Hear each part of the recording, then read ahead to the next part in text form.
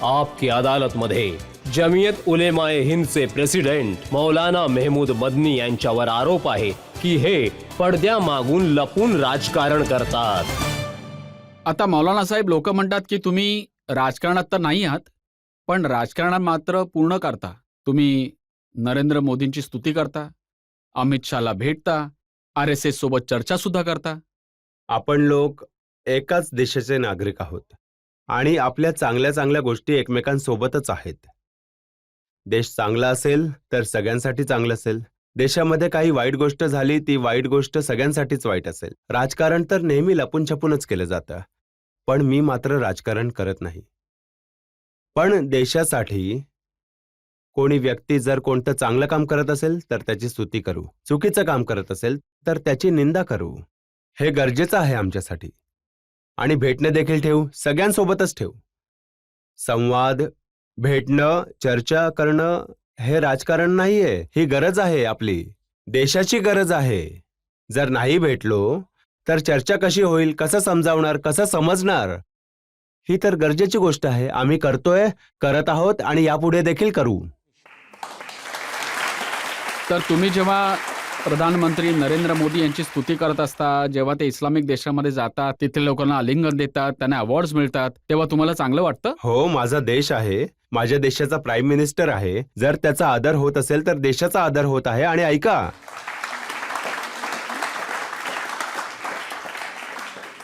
इथे आम्हाला त्यांच्या पॉलिसीज बद्दल पूर्णपणे मतभेद आहेत, करत राहू, असहमत आहोत, बहुतेक मोठमोठ्या गोष्टींवर असहमती आहे। पण देशाच्या बाहेर गेलो आणि जर कोणी अपमान करण्याचा प्रयत्न करेल तर आमचा जीव देखील त्यांच्यासाठी कुर्बान आहे। लढाई लढू पूर्णपणे। तर मदनी साहेब, आपल्या देशातली लोक बाहेर जाऊन म्हणतात की भारतामध्ये मुसलमान लोकांवर अत्याचार होत आहेत, भारतामध्ये मुसलमानांची अवस्था खूप वाईट आहे, अमेरिकेमध्ये, UK मध्ये। हे तर मी देखील म्हणेन, जो प्रॉब्लेम आहे तो तर मी देखील सांगेन ना। जो प्रॉब्लेम आहे, जर त्याला सोडवण्याचा प्रयत्न केला जात नसेल तर मी सगळीकडे जाईन, जिथे जिथे जाईन तिथे तिथे रडेन, इथे देखील रडेन, तिथे देखील रडेन, रडावं तर मला लागेलच। तर म्हणूनच हे तर ही एक वेगळी गोष्ट आहे आणि ती एक वेगळी गोष्ट आहे। अर्शद मदनी साहेब यांचं भाषण मी पाहत होतो, ते म्हणत होते की देशामध्ये स्वातंत्र्यानंतर मुसलमानांची अवस्था सगळ्यात जास्त वाईट आहे। असं वातावरण बनवलं जात आहे की मुसलमानांना जिवंत राहण्याचा हक्क राहिला नाही। बघा, एका बाजूला मीडिया आहे, एका बाजूला एक खास प्रकारचा समाज तयार केला गेलेला आहे। हे तुम्हाला नाही जाणवत आहे का की आता गरज आहे हे सगळं बरोबर करण्याची? जर याची दुरुस्ती नाही केली गेली आणि त्या दुरुस्तीसाठी प्रामाणिक प्रयत्न केले गेले नाही, सरकारकडून, मीडियाकडूनही आणि सिव्हिल सोसायटीकडूनही, तर ही देशासोबत मैत्री तर नाही, मी तर याला गद्दारी समजेन। तर ही परिस्थिती बदलण्यासाठी आपण सगळ्या लोकांनी मिळून प्रयत्न करायला हवे। परिस्थिती तर वाईटच आहे। तुम्हाला इथे बोलवण्याचा उद्देश हाच आहे खरंय की आपण एकत्र मिळून ही परिस्थिती सुधारण्यासाठी काहीतरी करता यावं। पण जो दावा सरकारचा आहे, सबका साथ सबका विकास, होत आहे तो? माहित नाही, मी तर यावर, मला अजिबातच नाही वाटत की यावर ज्या प्रकारचे प्रामाणिक प्रयत्न व्हायला पाहिजे होते ते होत नाहीये। मला तर अजिबात वाटत नाहीये। कारण आपण नेहमी सरकारच्या लोकांकडून जे ऐकत असतो की आता राशनमध्ये, वीजमध्ये, घरांमध्ये कोणताही भेदभाव केला जात नाही, हिंदू असो मुसलमान असो सगळ्यांना। चांगली गोष्ट आहे, जर असं होत आहे तर खूप चांगली गोष्ट आहे। पण न्यायामध्ये, कायद्यामध्ये, कायद्याच्या अंमलबजावणीमध्ये बरोबरी असली पाहिजे, तेव्हाच असेल खरं। जर ते होत नाहीये तर मग विकासामध्ये आणि बरोबरीमध्ये मग काय मान्यता काय राहते? तर काय होत नाहीये? न्याय, कायदा, अंमलबजावणी त्याची आणि लोकांचा आदर, या 3-4 खूप मोठ्या आणि खूप महत्त्वाच्या गोष्टी आहेत। कायदा तर सगळ्यांसाठी बरोबर आहे, तो बरोबर असलाच पाहिजे, तो दिसला देखील पाहिजे। बघा, तुम्हाला वाटतं की बुलडोझर चालवल्याने लोकांवर अत्याचार होत आहे, अन्याय होत आहे, तर तुम्ही त्याला सुप्रीम कोर्टामध्ये चॅलेंज करू हो, ते टाकलं। करतच आहोत। सुप्रीम कोर्टापर्यंत जाण्याची गरजच नव्हती पडायला हवी होती। हो ना, जो दावा करत आहोत की सगळ्यांसोबत बरोबरी होईल, त्यांनीच अशा प्रकारची केस नव्हती करायला पाहिजे होती की तिथे जावं लागेल कोणालाही। ही तर मजबुरीची गोष्ट आहे। त्यांचा तर तर्क असा आहे की उत्तर प्रदेशमध्ये लॉ अँड ऑर्डर सिच्युएशन खूप खराब होती. तिथे लोकांना ठीक करण्यासाठी कठोर कठोर कारवाईची गरज होती हं? आणि कारवाई केली आहे. त्यामुळे मौलाना साहेबांना त्रास होत आहे. नाही. आता हे इथे मौलाना साहेबांच्या बाजूने पूर्ण ते शिफ्ट करू नका. खरं तर प्रश्न फक्त या गोष्टीचा आहे. जितकं याबद्दल आहे की लॉ अँड ऑर्डर ठीक करणं. तर ही चांगली गोष्ट आहे की लॉ अँड ऑर्डर ठीक करण्यासाठी जी काही कठोरात कठोर कारवाई केली जाईल ती केलीच पाहिजे. पण ती कारवाई करण्यासाठी देखील एक सीमा असली पाहिजे. त्या सीमेचं जर उल्लंघन केलं गेलं तर हे योग्य नसेल. त्यांचा दावा असा आहे की आधी पोलीस पुढे पुढे पळायचे आणि माफिया आणि गुंड त्यांच्या मागे पळायचे. आता गुंड पळतात, माफिया पळतात आणि पोलीस त्यांच्या मागे मागे धावतात. असू शकतं की त्यांचं हे म्हणणं खरं देखील असेल. मला विशिष्ट असं त्या गोष्टीवर यायचं नाहीये. मला फक्त त्या गोष्टीवर यायचं आहे की अंमलबजावणी सगळ्यांसाठी बरोबर आणि एक समान असली पाहिजे. चुकीच्या पद्धतीने नाही झाली पाहिजे. पण जर तुमच्यासारखी लोक जर कोणत्या माफियाच्या विरोधात ऍक्शन घेतल्याने जर ऑब्जेक्शन घेत असतील, तुम्ही कुठे ऑब्जेक्शन घेत आहोत? ऍक्शन घेतल्यावर नाही घेत आहोत, सीमेचं उल्लंघन होण्यावर घेत आहोत. फक्त माफियाबद्दल मुद्दा नाहीये, सामान्य माणूस देखील. आता तो मुलजिम आहे, मुजरिम नाहीये, कुठे कोणत्याही बाजूने दोषी सिद्ध नाहीये. अच्छा, आणखी एक गोष्ट जरा सांगा. मी गुन्हा केलाय, शिक्षा माझ्या वृद्ध वडिलांना आईला मिळत आहे, ही काय पद्धत झाली? मी एक उदाहरण देतो तुम्हाला. मुख्तार अन्सारी, त्यांच्या विरोधात तर खूप साऱ्या केसेस होत्या. पूर्ण उत्तर प्रदेश जाणून आहे. मोठे गँगस्टर होते. 63 क्रिमिनल केसेस होत्या त्यांच्यावर. त्यामध्ये मर्डरच्या देखील केसेस होत्या आणि 8 केसेसमध्ये ते दोषी सिद्ध झाले होते. मला एक गोष्ट सांगा तुम्ही. तुम्ही आधी मला माझी गोष्ट सांगा ना. हो. तेच तर. तुम्ही मुख्तार अन्सारीबद्दल म्हटलंय की गरिबांचे मसिहा आहेत. फक्त मीच नाही म्हणालो, त्या परिसराला जाऊन विचारा. आणि हे फक्त मुसलमान असल्यामुळे नाहीये. त्याचे तर मतदार देखील 80% जास्त तर नॉन मुस्लिम आहेत. तो तिथला मतदार संघच असा आहे. तो फक्त मुसलमानांचा माणूस नव्हता, तो तर गरिबांचा होता. खरंच गरिबांचा माणूस होता.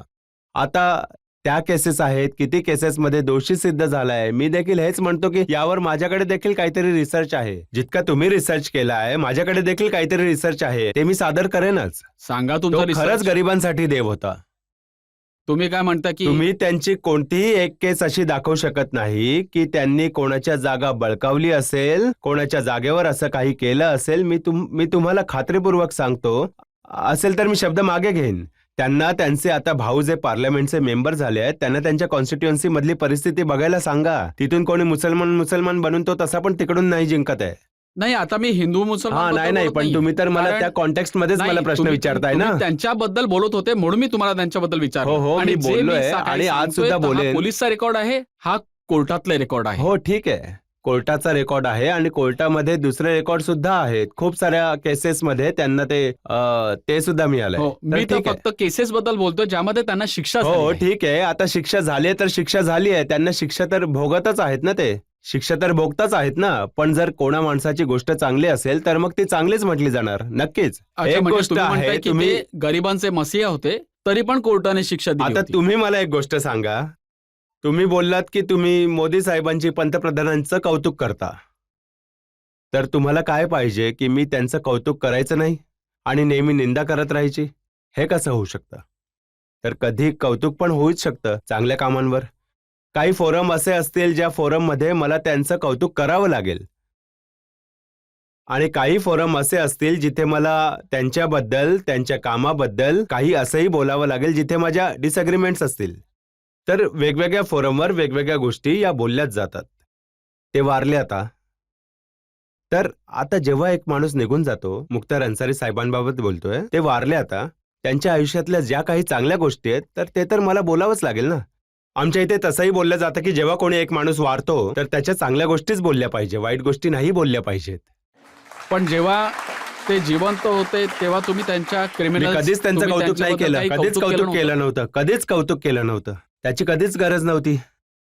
जे वारले होते त्याबद्दल एक गोष्ट मला बोलायची होती आणि फक्त मीच नाही बोलत आहे, तर पूर्ण क्षेत्र बोलत आहे. कोणाबरोबर जर डिसअग्रीमेंट झालेत म्हणजे हा अर्थ असा नाही लागत की पूर्ण वाईट झालाय तो, आणि कोणाबरोबर अग्री झालो तर असा अर्थ नाही की तो चांगला आहे. चांगली कामं पण असतील, वाईट कामंही आहेत. माझेच कामं 100 बघा, ही वाईट तर एक तुम्हाला केस दिसतील. झालीये, पण या व्यतिरिक्त उत्तर प्रदेशमध्ये माफियांच्या विरोधात, गुंडांच्या विरोधात ऍक्शन झाल्या, एन्काउंटर झाले, परिस्थिती चांगली झाली. ही गोष्ट तुम्ही अग्री हो, करता? मी गोष्ट पार्शियली अग्री करतो, नक्कीच अग्री करतो आणि चांगल्या कामांना चांगल्या पद्धतीने चांगल्या प्रकारे हाताळले आणि त्याच्या काही मर्यादा असाव्यात.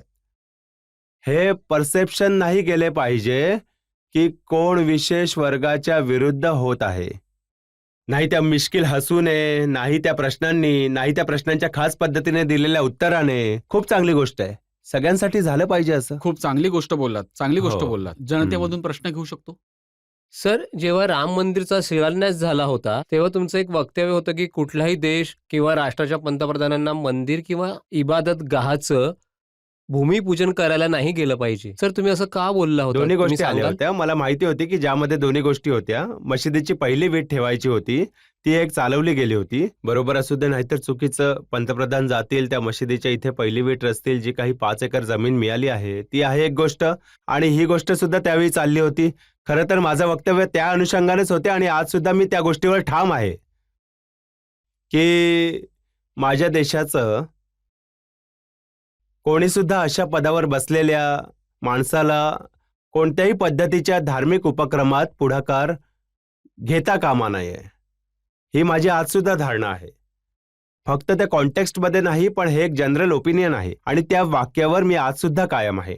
एक तर माझं ते बोलणं दुसऱ्या कॉन्टेक्स्टमध्ये होतं, पण त्याच्याऐवजी सुद्धा मी हेच बोलेन की कोणत्याही धार्मिक उपक्रमात पुढाकार आपल्या देशात होऊ नये. या प्रकारे अशा पदावर बसलेल्या लोकांनी काही करू नये.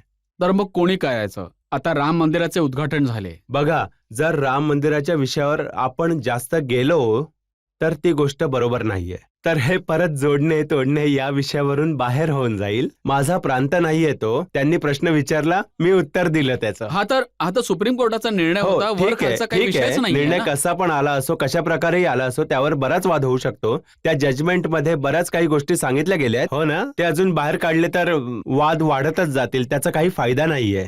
याला इथेच थांबवूया आणि या गोष्टीला इथवर ठेवलेलंच बरं आहे. ठीक आहे.